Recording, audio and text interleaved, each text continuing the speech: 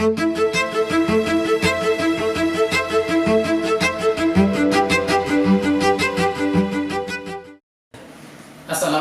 warahmatullahi wabarakatuh.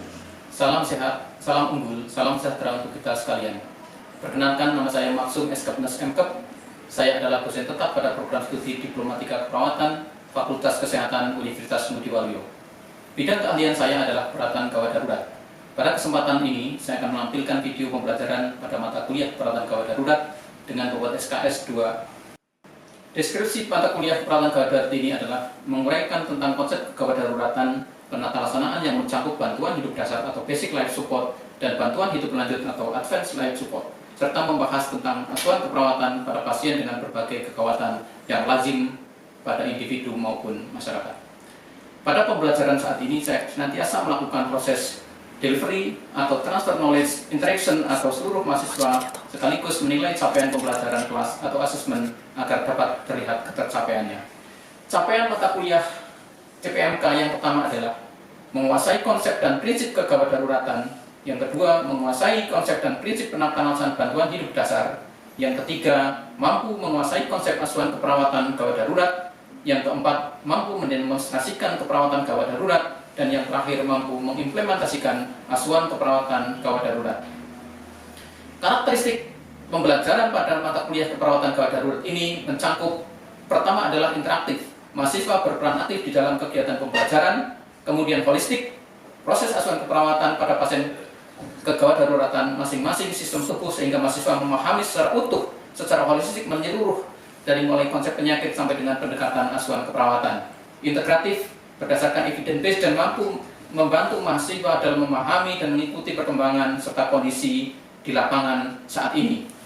Yang keempat adalah scientific. Metode ini dari ilmiah dan diobservasi, perumusan masalah, fokus data, analisis dan kesimpulan sehingga mahasiswa dapat mengasah kemampuan berpikir kritis dan memanfaatkan bukti-bukti ilmiah hasil-hasil riset. Kontekstual, pembelajaran disampaikan dengan kesesuaian situasi nyata di lapangan saat ini, sehingga mahasiswa update dengan perkembangan terbaru di dunia kerja.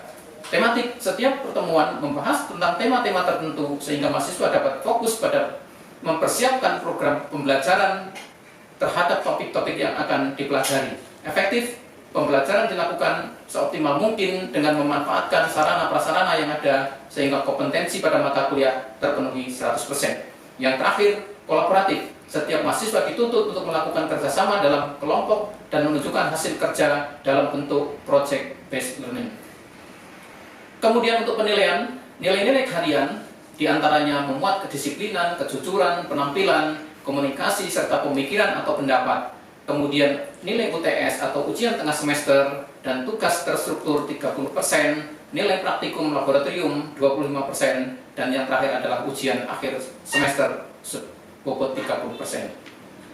Demikian sekilas tentang mata kuliah keperawatan gawat darurat. Selanjutnya video proses pembelajaran mata kuliah keperawatan gawat darurat dengan topik bantuan hidup dasar. Assalamualaikum warahmatullahi wabarakatuh. Salam sehat, salam unggul, salam sejahtera untuk kita sekalian.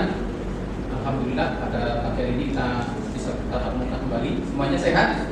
Alhamdulillah. Jadi pada pagi hari ini kita akan belajar pada mata kuliah perawatan gawat darurat. Untuk tema atau bahan kajian pada pagi hari ini kita akan belajar tentang bantuan hidup dasar.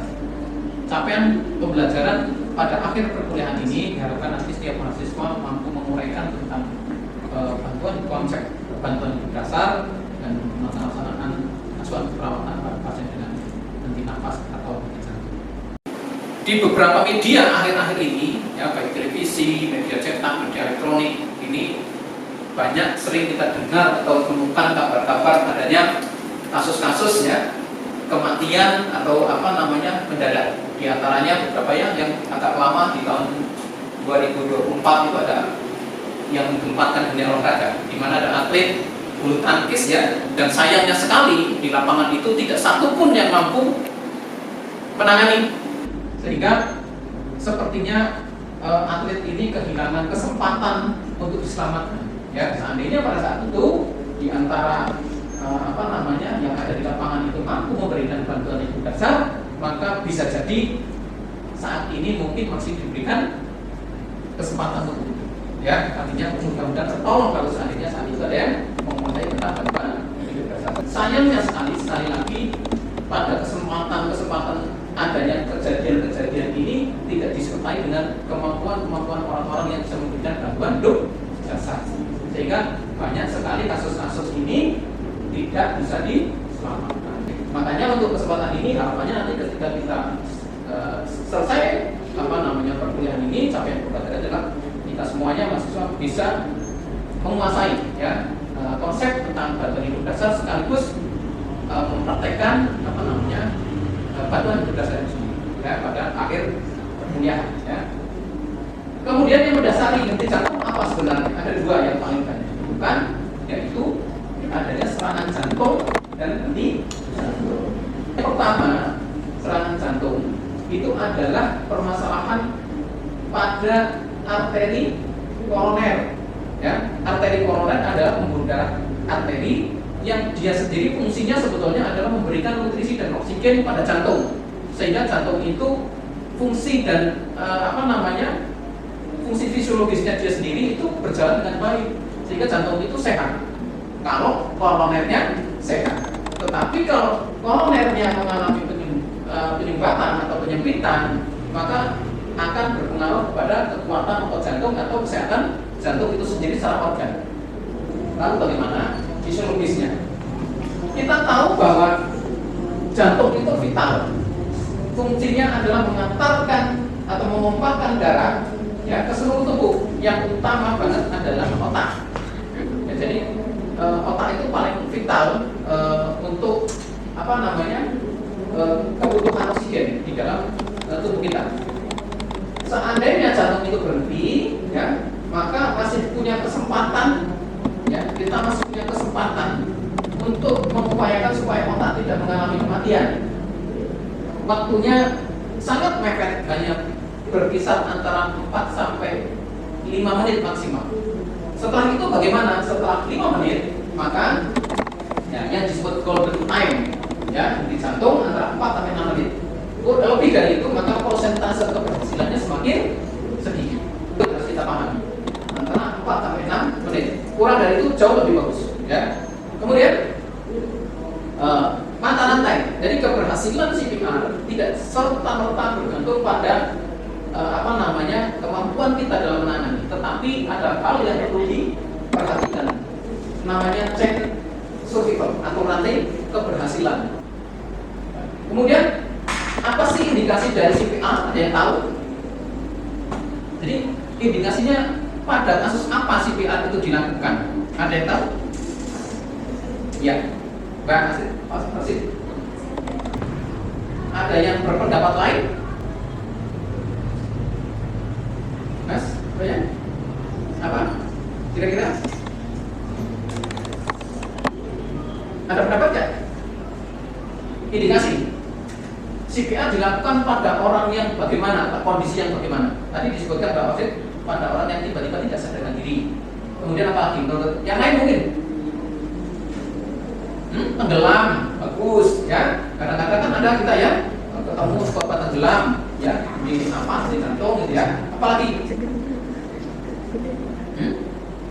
Ya, yang mungkin di jalan tidak kita ketahui ya, tiba-tiba sedang bersepeda atau sedang melakukan aktivitas yang lain, ya, atau bahkan mungkin sedang mengemudi tiba-tiba nyeri dada, ya, kemudian wajahnya pucat, keringatnya dingin, tidak bisa berkata-kata, seketika dia ambruk, ya. Maka bisa jadi itu dinapas karena serangan jantung. Dan kalau kamu mendapatkan atau pertama kali yang menemukan pasien-pasien seperti itu dengan tanda gejala seperti itu, kemungkinan untuk diselamatkannya jauh lebih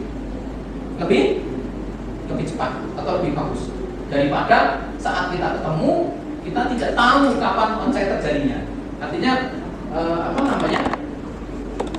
golden period-nya kita betul-betul kita manfaatkan. Ya. Kemudian apa yang membedakan henti nafas dan henti jantung? Jadi henti nafas apa sih, Mbak? Artinya ya bahwa fungsi dari paru atau tugas dari paru itu mengalami kegagalan. Ya. Tugas paru adalah menghasilkan oksigen ya. Tetapi kalau satu masalah masih bisa jadi berhenti mendadak atau satu penyakit patologis ya, sehingga bisa berhenti mendadak. Atau mungkin karena depresi pernafasan, penggunaan obat-obatan ya, kemudian infeksi ya, meningitis dan sebagainya, penyakit-penyakit berkaitan dengan autoimun dan sebagainya, bisa jadi seseorang ini bisa mengalami henti nafas ya. Yang kedua, henti jantung. Apa henti jantung? Jantung tidak bekerja atau jantung tidak mampu untuk memompakan darah ya, yang berisi oksigen ya, dan sejumlah cairan yang ada di vaskuler ya, nutrisi dan oksigen utamanya ya. Kalau henti jantung sudah pasti henti nafas. Tetapi kalau henti nafas belum tentu henti jantung ya. Jadi jangan terbalik. Orang masih memungkinkan jantungnya kelistrikannya ada, tetapi fungsi parunya terhenti ya. Tetapi kalau dibalik fungsi jantungnya berhenti, sudah pasti pernapasannya juga akan berhenti ya. Nah, ini sekarang adalah konsepnya. Dalam memberikan bantuan hidup dasar, urutannya adalah CAB ya. Dulu sebelum tahun 2010-an kita mengenal namanya ABC ya, airway breathing circulation. Tapi dari dasar evidence nursing practice, ternyata pendekatan CAB jauh lebih efektif dan efisien terhadap pertolongan bantuan hidup dasar. Apa CAB? C-nya adalah kompresi. Apa kompresi? Ya. Penekanan dinding dada atau dinding thorax. Ya. Compression pass hard and pass on the center of the victim chest. Artinya memberikan tekanan yang cepat dan dalam pada tengah atau center dinding dada. Tujuannya apa? Tujuannya adalah menekan jantung supaya jantung itu bisa memompakan darah ya, bersirkulasi kembali ya. Kemudian A-nya adalah airway, jalan nafas ya. Apa itu? Tiled at the victim head back and lift the chin to open the airway. Artinya apa? Ya, membuka jalan nafas dengan cara ya, chin lift ya, atau head back itu mengendahkan bagian kepala ke belakang ya, kemudian chin lift mengangkat dagu. Tujuannya supaya jalan nafas ini tetap terbuka ya. Kalau pasien tidak sadar, kontrol terhadap dirinya tidak ada, persarapannya menurun, maka dia posisinya tidak akan beraturan, sehingga memungkinkan jalan nafas akan tertutup. Ini berbahaya pada kondisi henti jantung ya. Kemudian yang B adalah memberikan breathing atau give mouth to mouth rescue breathing. Jadi memberikan bantuan pernapasan. Ya. Tetapi konsepnya mouth to mouth ini harus kita perhatikan atau kita telah lebih lanjut. Ya. Ada yang mau tanya? Ada yang mau tanyakan dulu sebelum lanjut? Lanjut? Oke? Ya, baik. Kita lanjut. Langkah-langkah BHP. Yang pertama adalah cek respon.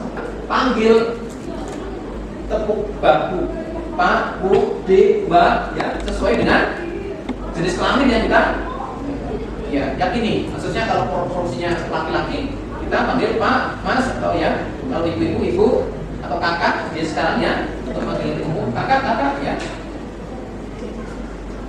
Jika korban tidak respon, berarti ini dalam keadaan yang tidak sadarkan diri.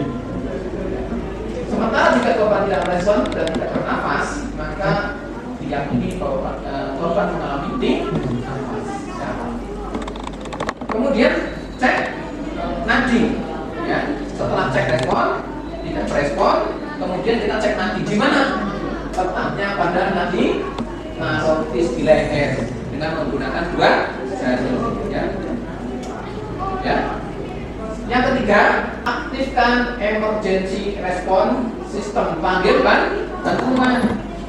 Ya, tadi bisa 118, bisa 119, layanan medis darurat di tempat kita yang paling dekat apa? Atau call centernya, ambulan, rumah sakit dan tidak boleh lebih dari 10 detik. Jadi jangan nggak boleh lama-lama dalam cek respon, lama-kelamaan dalam nyari dompetnya, dalam nyari nggak usah ya. Kita hanya perlu waktu 10 detik. Pada saat mengambil bantuan atau nelpon ambulans atau siapapun, bukan berarti kegiatan yang lain berhenti. Telepon juga, telepon bisa disalahkan pada saat kita memberikan bantuan, ya, CPR. Telepon kita loudspeaker, ya, sambil kita langsung CPR, ada jawaban dari call center atau ambulans, kita berikan jawaban yang tegas, cepat. Ada pasien tidak sadar diri, lokasinya di mana, di dekat Muji Waluyo atau di tepi jalan depan Hotel Ngaran Cantik atau di depan SPBU Ngaran atau mana, ya, itu yang sebutkan yang area-area yang mungkin dikenal oleh orang secara umum. Bagaimana caranya kompresi yang benar? Ini berlutut di samping korban, sebaiknya di sebelah kiri, ya. Kemudian tentukan titik kompresi, yaitu setengah dari tulang sternum. Titiknya ada di tengah-tengah tulang sternum, tulang dada, ya. Kemudian letakkan kedua belah tangan, ya, dengan posisi saling bertumpu. Kalau kita tidak ideal, artinya sebagai tumpuan adalah tangan kanan, ya. Kemudian letakkan pada titik tadi setengah dari sternum. Sudutnya 90 derajat, ya. Jadi sudut bahu adalah 90 derajat. Kemudian mulai kompresi dengan menekan dada korban dengan kedalaman 5-6 cm atau 2 inci, ya. Mesti harus praktek. Kalau tidak praktek, tidak ada bayangan di kepala kita berapa sih kedalaman 5 cm sampai 6 cm, ya. Apakah hanya dengan tekanan seberapa? Masing-masing orang kekuatannya berbeda dalam memberikan tekanan sampai 5 sampai 6 cm, ya. Kemudian kecepatannya berapa? Kecepatannya antara 100 sampai 120 kali per menit, ya. Rasio perbandingannya berapa antara kompresi dan ventilasi? 30 banding 2. Jadi 30 hitungan, 1, 2, 3, 4, 5 sampai 30. Kemudian disusul 2 ventilasi. Ventilasi itu napas buatan, memberikan rescue breathing. Paham ya? Kompresi, kemudian RW, ya, kemudian breathing, ya. Di mana RW-nya? Pada saat berikan RW, pastikan jalan nafasnya terbuka. Nah, ini adalah posisi yang warna merah itu adalah posisi dari tumpuan tangan kita, titik tumpuan tangan kita, ya. Kemudian gambar di bawahnya adalah gambaran bahwa tangan kita sebenarnya tujuannya adalah menekan jantung supaya jantung ini tertekan, kemudian dia menumpahkan darah. Harapannya sisa-sisa oksigen dan nutrisi itu mampu bersirkulasi sehingga otak masih tetap kebagian atau kecukupan atau kebagian oksigen, sehingga resiko dari kematian otak yang ini akan berpengaruh vital terhadap keseluruhan sistem tubuh menjadi mungkin bisa diselamatkan. Kemudian RW atau jalan nafas. Setelah melakukan hitungan kompresi selama 30 kali, kemudian Anda membuka jalan nafas korban dengan menggunakan metode head time and chin lift. Head time itu mendorong kepala ke belakang. Chin lift itu mengangkat dagu ke atas supaya jalan nafas ini akan terbuka, ya, sehingga memberikan ventilasi menjadi lebih efektif. Tapi ada tapinya. Indikasi head time chin lift itu ada tapinya, ya. Head time and chin lift manuver. Kira-kira yang tidak boleh dilakukan head time chin lift itu pada kasus apa?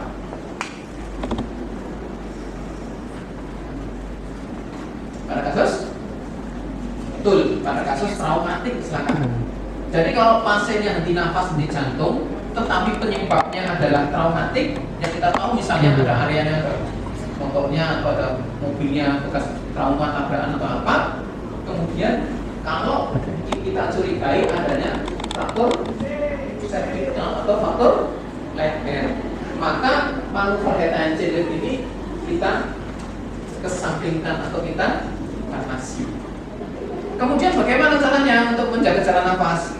Namanya ada jaw thrust. Ya, jaw thrust ini kita tidak banyak menggerakkan leher, karena yang kita buka adalah rahang atau jaw. Nah, jadi kita masih bisa memungkinkan membuka jalan nafas, tetapi tidak banyak manuver pada vertikal. Ya.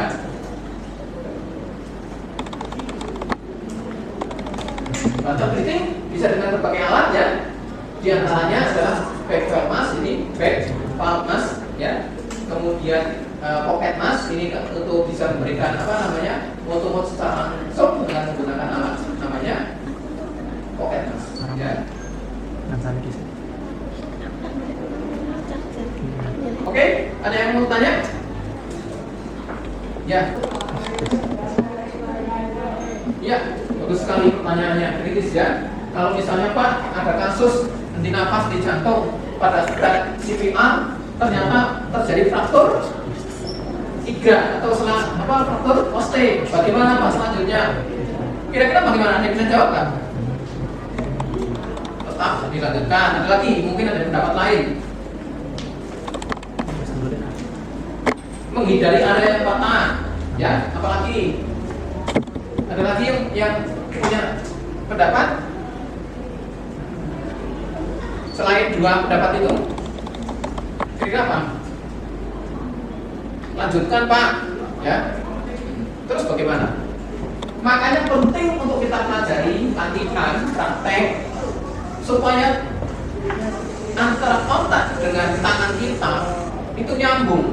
Nyambungnya bagaimana? Yang tahu persis kedalaman dan kekuatan kita dalam memberikan CPR supaya apa? Aman dalam arti mengontrol indikasi efek sampingnya dari CPR. Kalau kita tidak terlatih, dampaknya bisa menyebabkan fraktur tulang iga atau fraktur koste. Ya, makanya penting untuk tenaga kesehatan bisa memberikan CPR yang aman. Tujuannya penyelamatan, tetapi kalau kita tidak terlatih atau tidak terukur bisa menyebabkan tulang iganya patah, menusuk paru-paru, robek atau trauma, sama saja. Maka penyelamatannya jauh lebih sulit. Ya, maka dihindari. Kota indikasi. Berkualitas itu bagaimana? Indikatornya, ya. Poin-poinnya yang pertama adalah pasang. Apa artinya? Menekan dengan kuat. Yang dimaksud menekan dengan kuat itu ya kuat yang terukur, bukan asal kuat, asal kenceng keras itu ya. Ya. Yang kedua, fast heart. Menekan dengan cepat. Kecepatannya bukan asal cepat, tapi sudah ada patokannya. Antara 100 sampai 120 kali per menit. Ya. Kemudian give effective breath and avoid excessive breath. Apa artinya? Ya, memberikan ventilasi atau pernapasan yang efektif. Kemudian low chest recoil. Apa? Recoil itu artinya pengembalian pengembangan dinding dada. Jadi kita harus paham bagaimana recoil chestnya itu maksimal. Kalau kita tidak paham dengan recoil chestnya itu pada saat belum maksimal terangkat, kemudian kita lakukan push up, maka terjadi fraktur, ya. Kemudian minimize interruption, artinya dalam memberikan CPR yang disebut kualitasnya baik, kita tidak boleh terlalu lama atau terlalu banyak istirahat atau terputus. Jadi ya mungkin ini capek, mungkin ini butuh effort yang luar biasa. Tetapi kalau belum ada pengganti, ya maksimalkan untuk tidak terlalu sering istirahat, ya.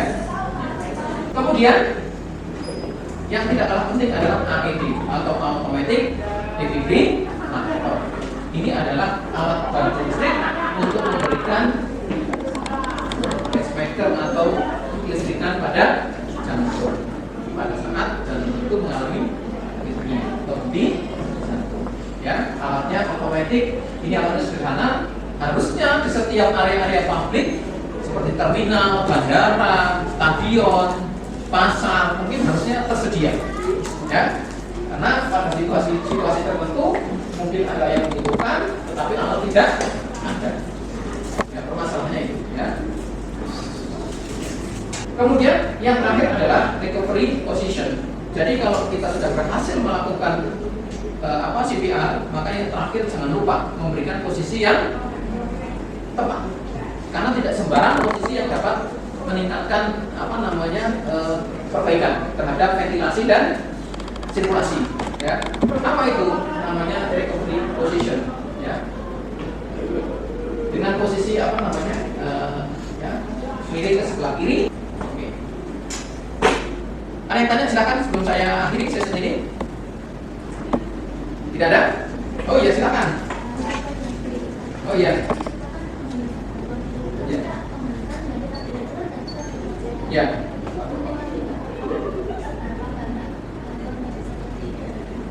Ya, baik. Ya, pertanyaannya sangat luar biasa. Ya. Jadi pada saat kita memberikan ventilasi, ya, pada saat kita memberikan rescue breathing, mulut, kalau manual menggunakan mulut kita, artinya yang kita sampaikan, yang kita berikan kan sebagian CO2 karena hasil metabolisme tubuh kita, baru kita kan, yang mestinya harus keluar lewat di atmosfer. Tapi kalau diberikan pada pasien, bagaimana responnya? Kira-kira pertanyaan kritis ini ada mahasiswa yang bisa membantu menjawab nggak?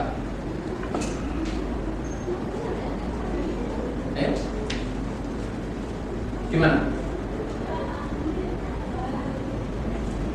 Ya, ada? Silakan. Tidak ada? Tidak? Ya. Baik. Jadi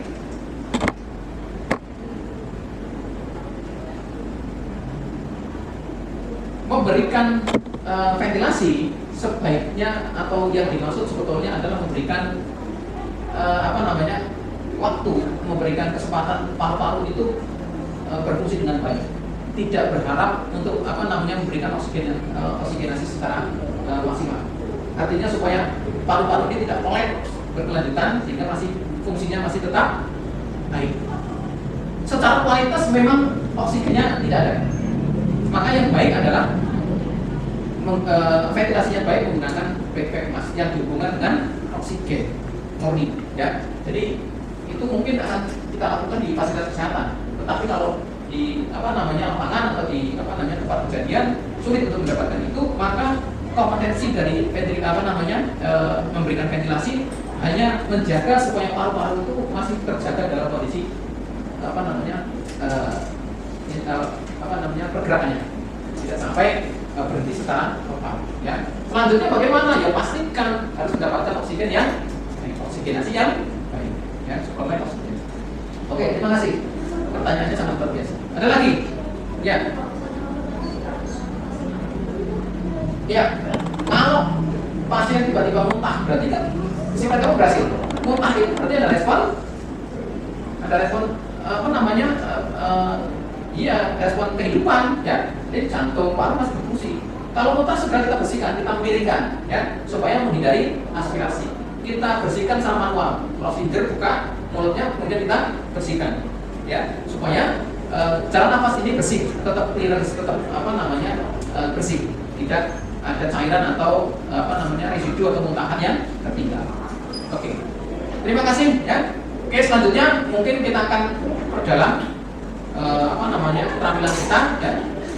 Besok minggu depan di laboratorium kita akan coba satu-satu, semuanya harus mencoba, harus sampai paham dan sampai betul-betul kompeten bagaimana memberikan CPR pada pasien dengan henti nafas dan henti jantung. Jangan lupa tetap terus belajar, konsepnya dibaca ulang, referensi-referensi yang lain silahkan dibaca, sehingga pada saat kita ketemu besok di laboratorium kita sudah mendapatkan pengetahuan yang cukup, kita diskusi menjadi lebih berfokus. Seperti itu, ya.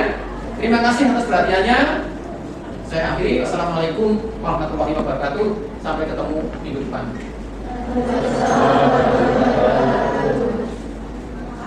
Ya, terima kasih.